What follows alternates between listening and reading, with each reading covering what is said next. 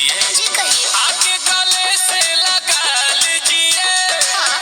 हमको दीवाना बना लीजिए। अच्छा।